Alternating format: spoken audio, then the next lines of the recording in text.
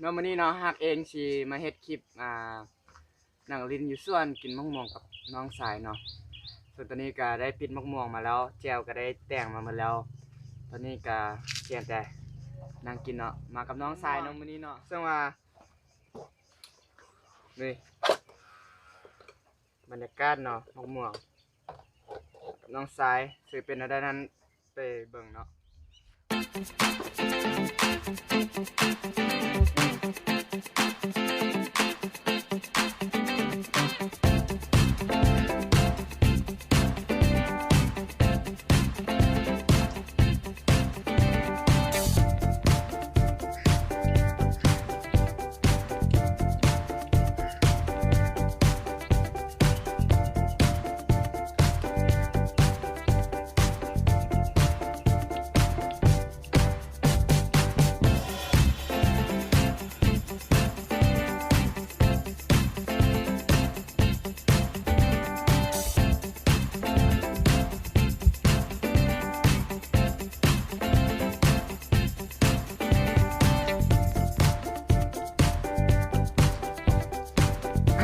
อันเนาะแจมเนาะกับบรรยากาศก็โอ้ยกลมเนาะมาเบิ่งกันนำกัน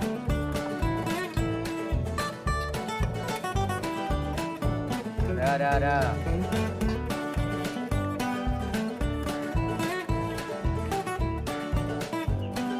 นุ่มอ่อนเนาะคือกำลังคือแซมมาได้กับแซมเนาะ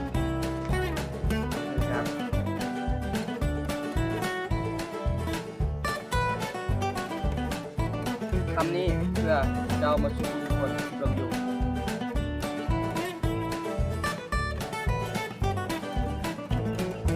งอนแบบได้นะเสียมือเลยมาร์กต่อไป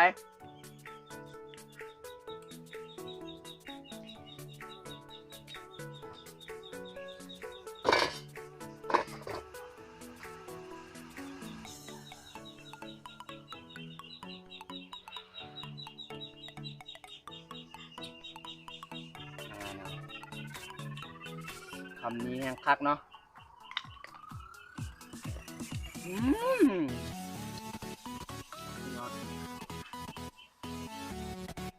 อีกคนหนึ่งเนาะ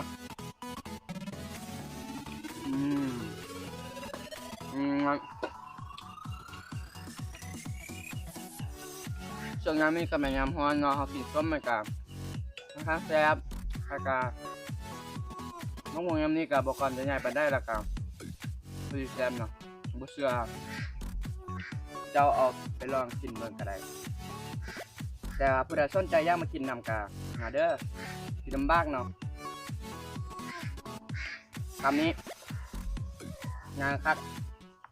เฮ็ดรอดน้องเนาะ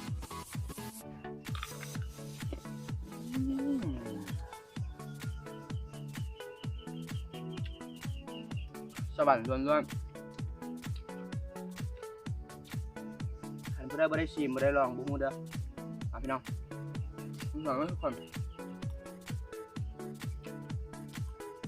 กินไหมพงษ์กำลังกินไหมตัวยอดไล่ถึงตอนนี้กับมาฮอนแดดนิดหนึ่งเนื้อได้แซ่บป่ะมาเด้อเป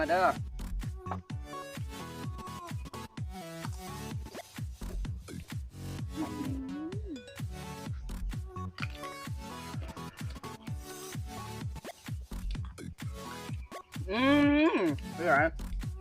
เป็นผู้ได้ที่เบิ่งอันตอนกลางค่ำกลางคืนกับข้อโทษก็ภายน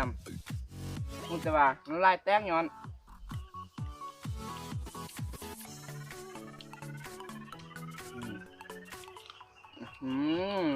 จะช่วยทอด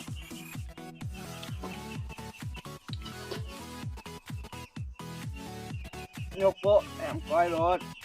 โอ้ยสมัครจริงเนาะอีกบ้านหนึ่งพอละกดคำนี้ แต่ที่เจาอีกเท่าหนึ่ง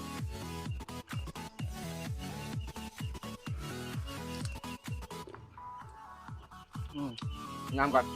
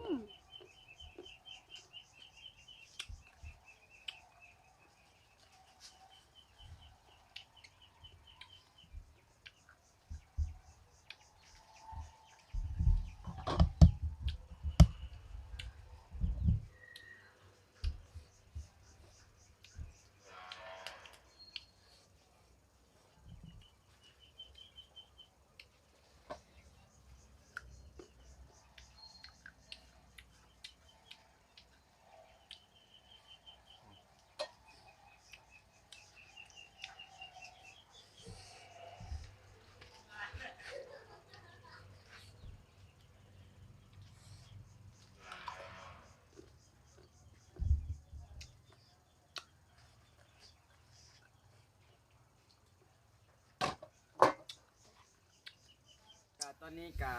มุ่งมองกาเมื่อเราอากาศอิ่มแดดยังเป็นอะไรนานกับฝากกดไลค์กดแชร์กดติดตาม